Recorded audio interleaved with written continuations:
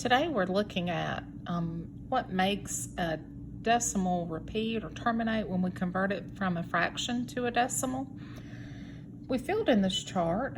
So the first column, we're going to think about the prime factorization of our numbers. And we're thinking about the denominator.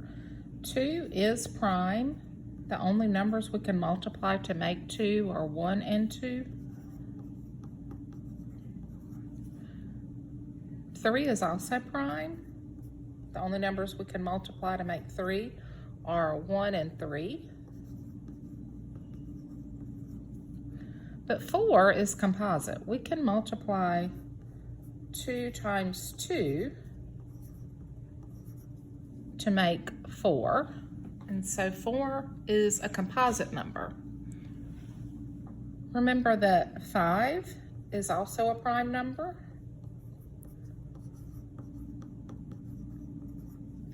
6 is a composite number. We can say 2 times 3. I'm using this dot to show multiply. It's not a decimal. I'm using it to show multiply.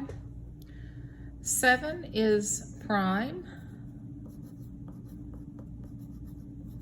So you'll complete the rest of that column and you'll decide if the number is a prime number or if it's a composite number.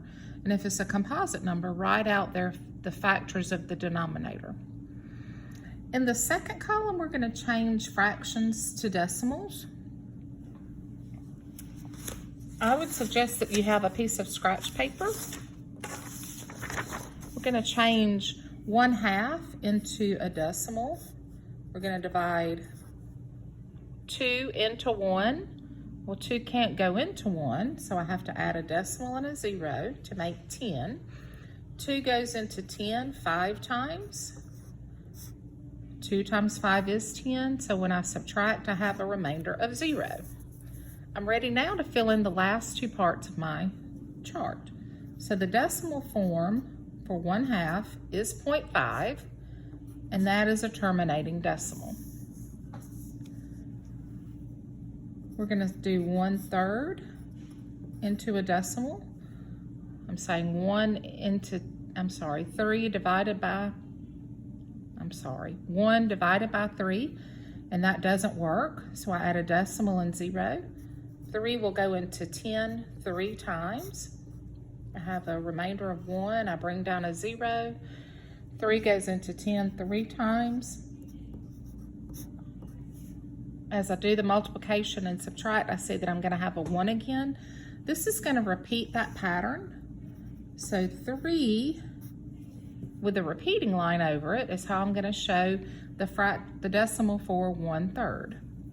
This is a repeating decimal. One that's given people some problems today is 1/11, and I want to show you how we would solve for 1/11. We're going to divide 11 into 1. It won't go into 1, so I add a decimal and a 0. 11's not going to go into 10, so I'm going to put a 0 up here and multiply 0 times 11, and that's 0. When I subtract, I still have 10, and I'm going to bring down another 0, so 11 will go into 100 9 times. 9 times 11 is 99. I have a remainder of 1. So that should be familiar to us. We're going to bring down a 0. 11 cannot be divided into 10. I'm going to put a 0 up here in the answer spot. 11 times 0 is 0. When I multiply and subtract, I have 10. I'm going to bring down a 0. 11 goes into 100 9 times. And we'll see that that process is going to repeat. So for 1/11, the decimal is 0.09, and both of those digits repeat. Finish that chart.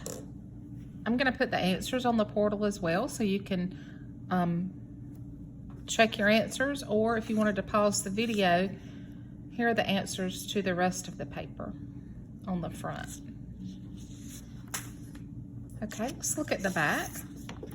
We're going to use the front part to answer these questions.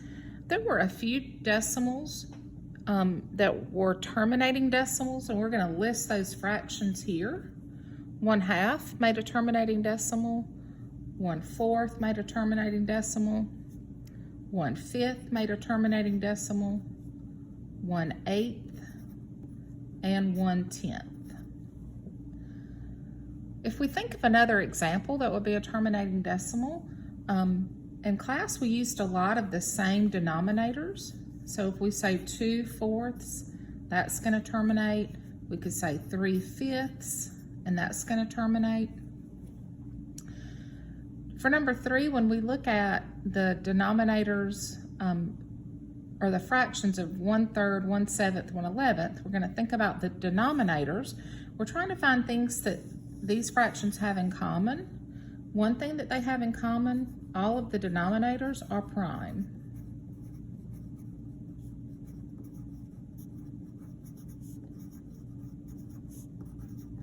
Another thing that they have in common is that all of the decimals repeated.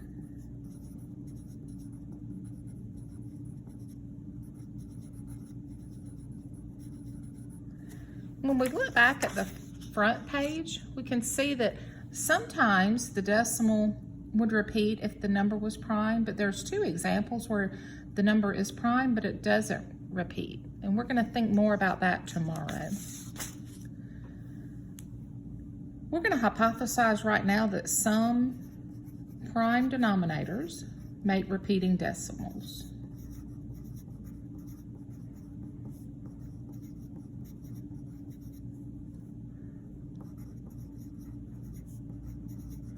Not all of them, but some of them.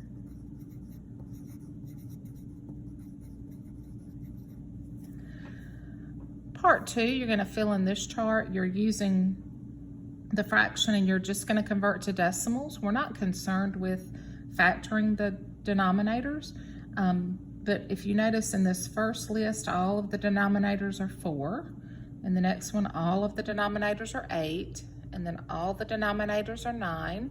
So you're looking for a pattern as you work down these columns. You're thinking about, well, how is this making this decimal? And is there a relationship between 1/4 and 2/4 and 3/4?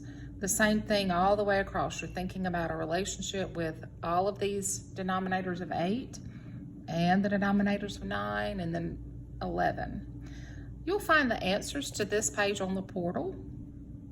We will finish this idea tomorrow in class with trying to round out this idea, what makes a decimal repeat and what makes a decimal terminate.